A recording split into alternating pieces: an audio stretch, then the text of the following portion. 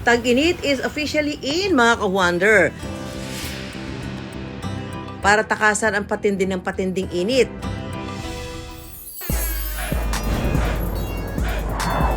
Ang papresko goals ng marami, mamasyal. Pero dahil sa napakataas na presyo ng gas, marami ang nag-cancel na muna ng mga gala. Iwas biyahe raw muna. Pero tila ayaw papigil ng mga madiskarteng Juan.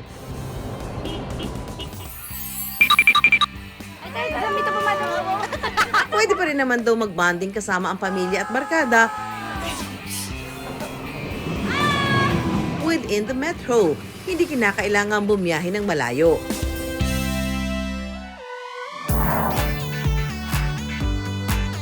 Bukod sa relaxing pool at jacuzzi, mapapalaban din sa extreme activities sa isang pasyalan sa Pasay.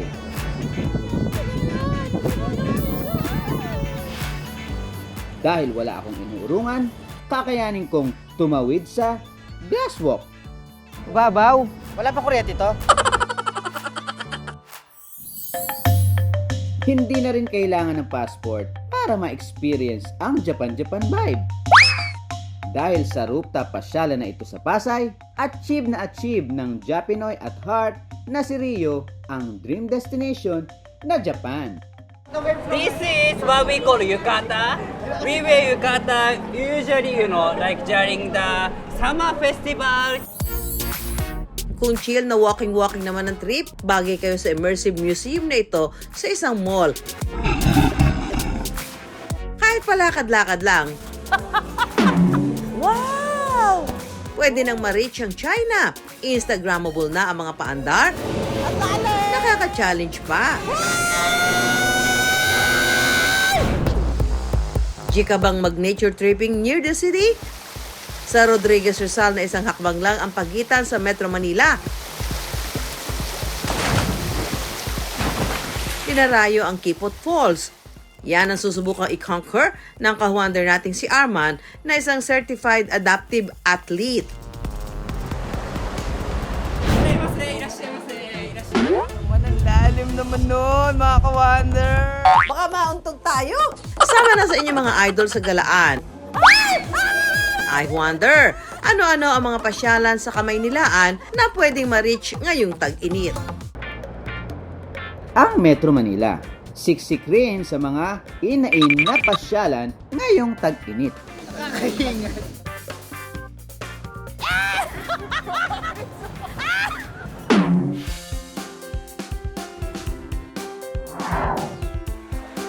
First up, rooftop pasyalan.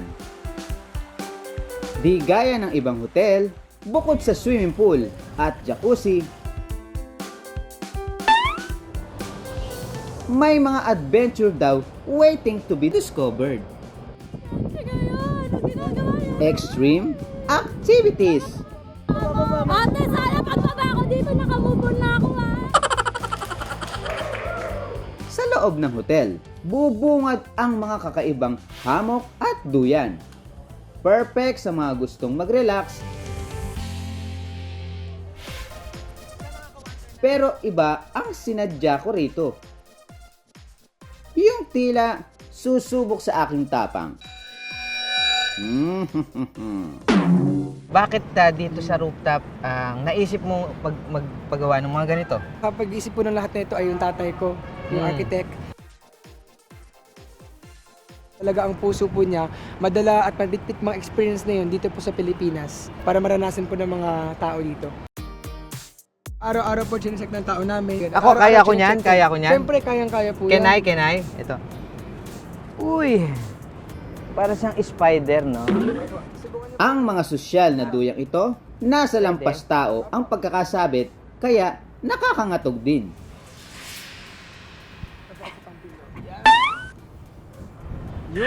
Yes! Parang kung di mo natatanong, Sir Lee, mahilig ako maghamok kasi. Sir Lee, can you just, pick me up here? Wow, pick me up here! Okay lang. Thank you, sir. May version sila ng glasswalk dito sa kanilang rooftop. Pwedeng magkasunod tayo, gano'n? Apo, pwede po, kahit po tumalon tayo. Hindi siya magbabasag? Hindi po yan. Tempered glass po siya. Ay, tempered glass. Tempered glass. Okay, sorry guys, glass. So yun nga, hindi ako makapagsalita, di ba? Ako po para sa inyo.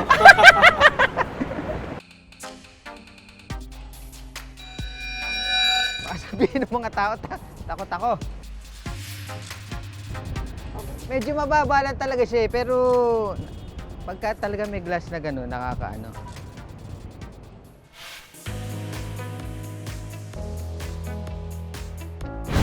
Dito na tayo sa difficult round. Ang kanilang 9-feet Burma Bridge. Okay na ba ako? Okay ka na ba, Dad? Okay na ba? Tulay na gawa sa pinagbuhol-buhol na lubid.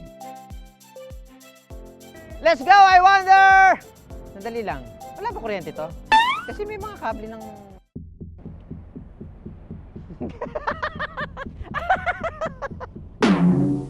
Alam mo, mas nakakalula kahit ganito parang second floor lang, no?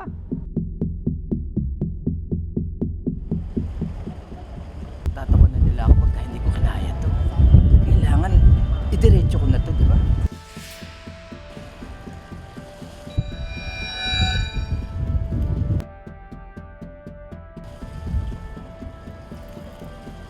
Makabalik na lang kaya? Ayoko na! Yes! For the first time, Empoy, na itawid mo rin ang hamon sa'yo.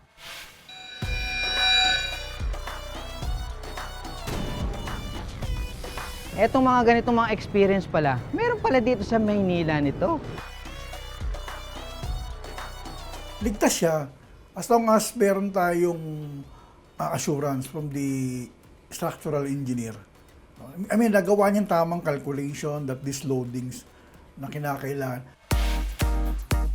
Ang tubig ng kanilang swimming pool, ipinaubaya ko naman sa mga chikiting na Gina-ginang lumangoy.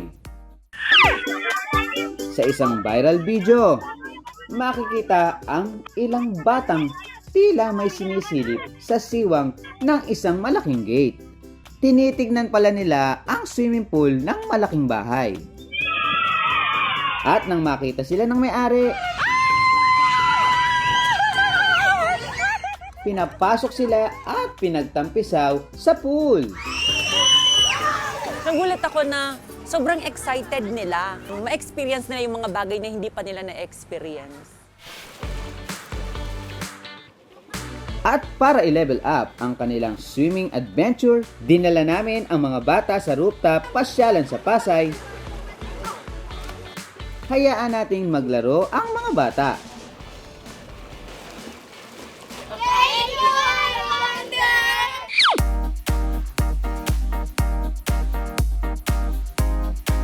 Para kumpleto ang gala, dapat meron ding pangmalakasang shibugan.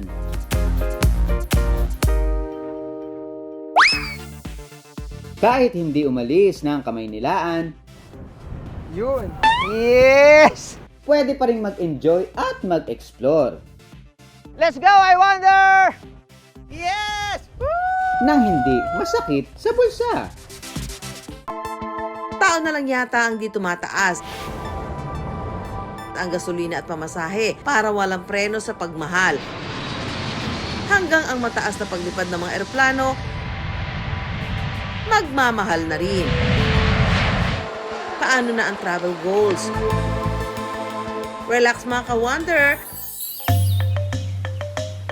Pwede pa rin ma-enjoy ang dream destination tulad ng Japan nang di na kailangan mag-book ng flight.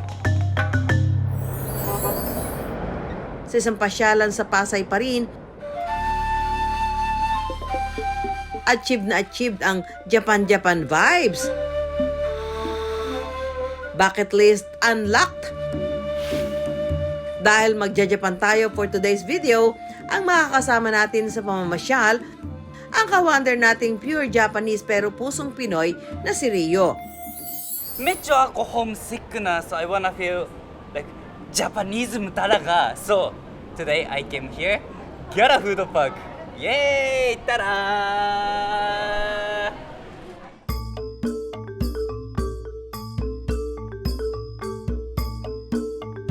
Legit kaya ang magiging Japanese experience ni Rio? Japanese ka? Filipina? Here? Pagpasok ni Rio, winelcome agad siya Oh! Sobrang prepared talaga. ng mga nakasuot ng yukata o kimono. This is what we call yukata. We wear yukata usually, like during the summer festival. Tara, upstairs. Satasna. Tara. Ay, irashaimase. Japanese fit? Check! Ay, Rio is in the house na. Irashaimase. Gyara food park na. First stop ang Japanese resto.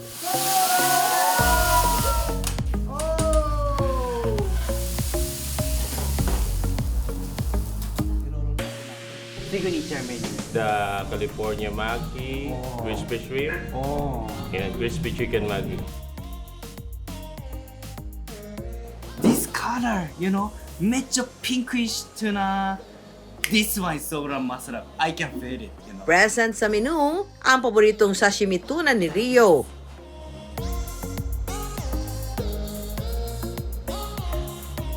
Japanese food trip? Check! Para mas lalo mo pang ma-feel ang Japan, itadakimasu, Rio. This is kinda, our soul soup.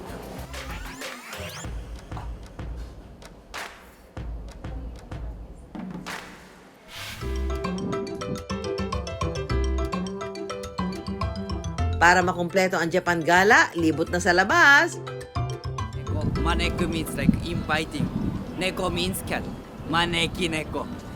The good luck is coming like that. Ano, Rio? Pasado ba ang Japan-inspired na pasyalan? I felt so at home and I felt so Japan here. Sobrang approved talaga.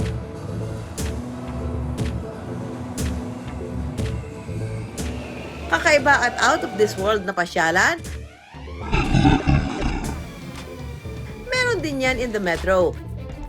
Hindi lang pambata, pampabata rin. Ang pasyalang ito kasi nasa loob ng isang mall. Kaya kapag napagod mag-malling, mag-immersive art museum naman. Space and Time Cube is an immersive art museum with interactive games composed of 18 attractions inside. Uy! First stop, ang Wandering Planets. Pagpasok pa lang, para nang lumulutang habang napapalibutan ng iba't ibang planeta. Heb, mga ka-wonder! Ang tila Anli planetang ito, produkto ng fully enclosed mirrors na nakapaligid. Ay, nakamaganda. Wala kayong pores dito. Mula outer space, underwater naman. Pero wait, kakaiba ito.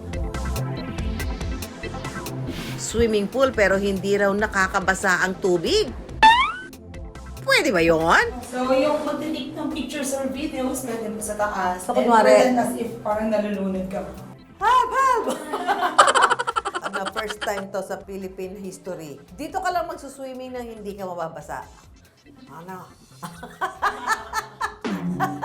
Diba, nasa pool ako pero hindi ka mababasa, promise. Ang underwater pool na ito raw kasi gumagamit ng light and shadow illusions. Minamanipula ang utak ng isang tao para mag-isip ng anumang bagay base sa ilaw at aninong nililikha nito.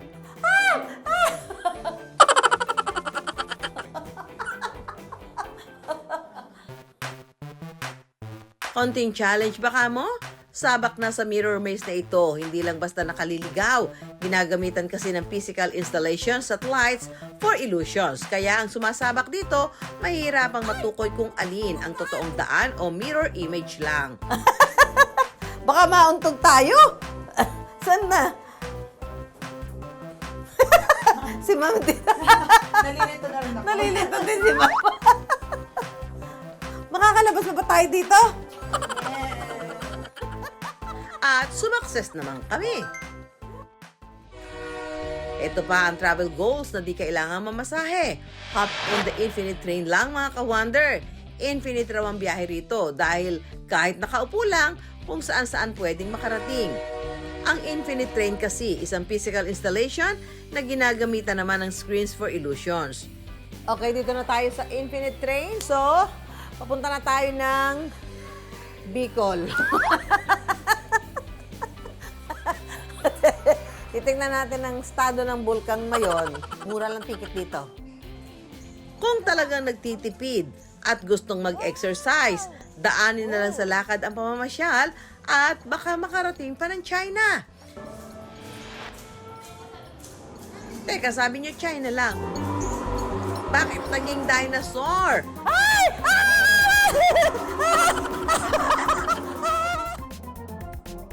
Ang mga LED tunnel na ito gawa sa LED projections with 3D special effects na makikita mismo ng ating mata. Parang fairy. Alam mo, matutuwa kayo kasi ito may dinosaur.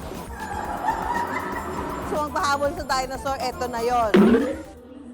Buong mundo at pati universe, nagala ko na yata. At kung biyaheng out of this world, sumakay naman sa kanilang 9D roller coaster na kaya mag-teleport sa ibang mundo. Isa itong immersive at multi-sensory cinema. Ginagamitan ng 720 degrees cave technology at projection mapping na may mga paandar na special effect. May pahangin, wisik-wisik na tubig, pati fog. Diyos ko, alam mo, totoo, nakakatakot. Paggising nyo, andyan si San Pedro. Lahat ito pwede ma-enjoy for 780 pesos para sa adult, habang 580 pesos naman sa kids. Ako po si Jera Hadman po. Ito naman yung anak ko, isa siyang deaf, si Gia. Ito naman po ang father ko, si Richo. Approved daw sa kanilang pamilya ang pasyalang ito na bukod sa nasa Maynila lang, kakaibang experience pa. Masayang-masaya po. Marami kaming nakikita na bago sa paningin namin. Masayang-masaya ang nararamdaman niya. Bukod sa man-made adventures and extreme pasyalan, ang nature tripping near the city, posible rin.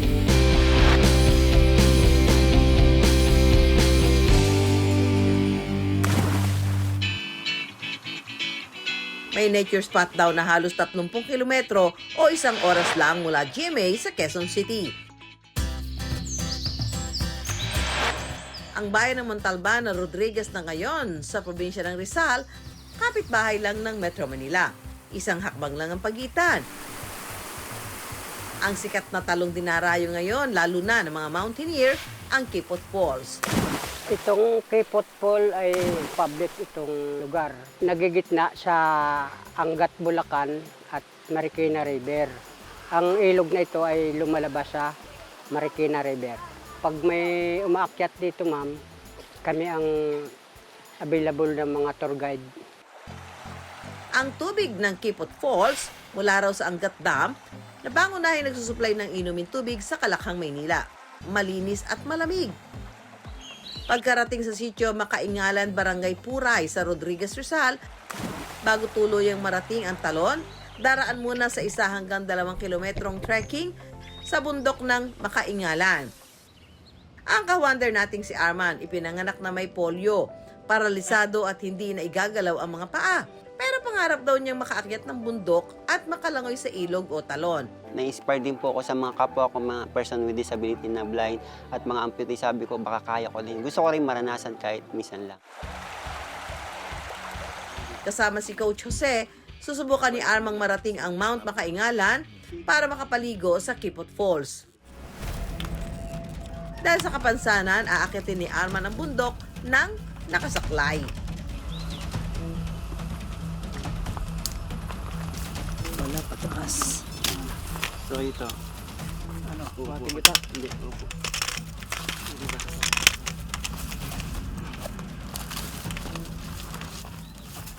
Dahil matarik na ang susunod na daan, kinakailangan na niyang tahakin ang bundok ng nakaupo.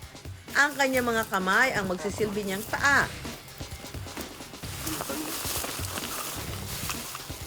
Ano ka?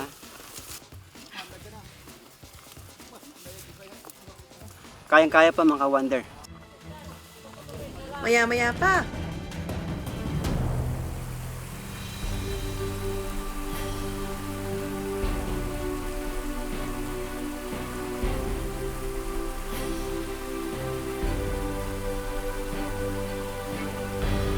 tagumpay na narating ni Arman ang Kipot Falls.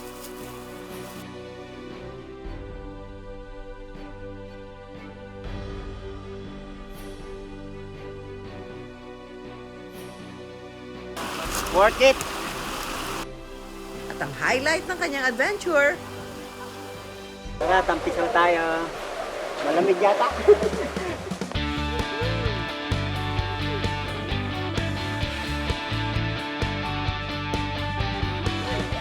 Lamig! Lamig!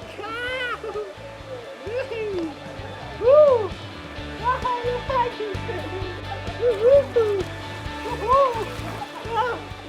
For the first time! Pangarap makalamig sa falls. Malamig!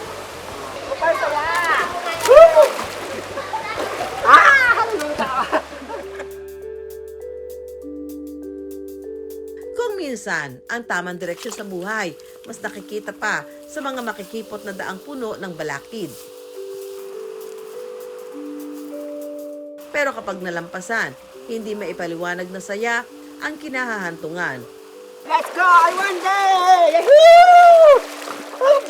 Sa hirap ng buhay ngayon dahil sa pagmahal ng mga bilihin, iilan na lang ang may kakayanang bumiyahe at mamasyal. Uunahin pa ba naman ang gala sa pangangailangan ng pamilya? Si Juan pa naman, pamilya muna ang laging inuuna. Pero ngayong panahon ng tag-init at bakasyon, mainam din kung may pagkakataong maglibang. Hindi naman kailangan bumiyahe pa sa malayo o gumastos ng mahal. In my hometown, it's like this, you know. Dahil kahit dito-dito lang, basta kasama ang mga mahal sa buhay sa galaan, laban na yan. Let's go, I Wonder!